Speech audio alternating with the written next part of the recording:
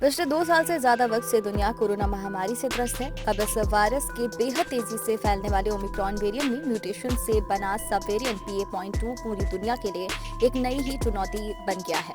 अब तक भारत समेत कम से कम 57 देश में फैल चुका BA.2 ओमिक्रॉन से भी तेजी से फैल रहा है। भारत समेत दुनिया के लिए ये कितना बड़ा खतरा है, आइए समझने की कोशिश करते हैं।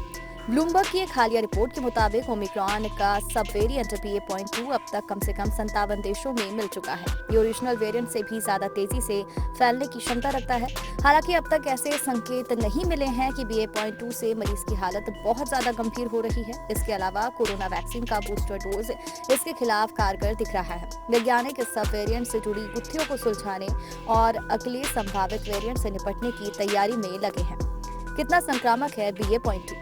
ओमिक्रॉन वेरिएंट कोरोना वायरस के डेल्टा वेरिएंट से ज्यादा संक्रामक है। डेल्टा वेरिएंट की वजह से ही भारत में कोरोना की भयावह दूसरी लहर आई थी। ओमिक्रॉन का सब वेरिएंट BA.2 और भी ज्यादा संक्रामक है। डेनमार्क को ही ले लीजिए, वहां BA.2 बहुत तेजी से पैर पसार रहा है। दिसंबर और जनवरी में करीब 8,500 घरों पर की गई स्टडी में पता चला कि BA.2 से संक्रमित शख्स के औसतन 39% घर वाले भी इसकी चपेट में आए, जबकि इसके मूल वेरिएंट यानी ओमिक्रॉन से संक्रमित व्यक्ति के 29% परिवार वाले ही संक्रमित हुए। ब्रिटेन में भी ऐसी ही तस्वीर है। क्या BA.2 ओमिक्रॉन से ज्यादा खतरनाक है? ओमिक्रॉन या उससे जुड़े स्ट्रेन पिछले वेरिएंट्स के मुकाबले मरीज को बहुत ज्यादा बीमार नहीं बना रहे हैं। खासकर वैक्सीन लगवा चुके लोगों की स्थिति ज्यादा नहीं बिगड़ी है।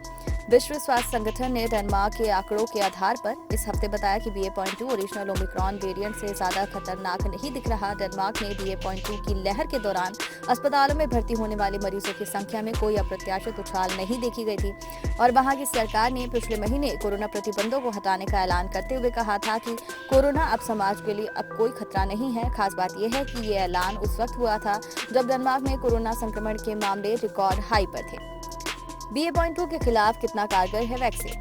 डेटा इस ओर इशारा कर रहे हैं कि कोरोना वैक्सीन वायरस के पिछले वेरिएंट के मुकाबले ओमिक्रॉन से संक्रमण को रोकने में कम कारगर है। हालांकि अच्छी बात यह है कि वैक्सीन ओमिक्रॉन संक्रमण से हालत बिगड़ने से बचा रही है। कोरोना वैक्सीन BA.2 से संक्रमण को भी गंभीर होने से बचा रही है।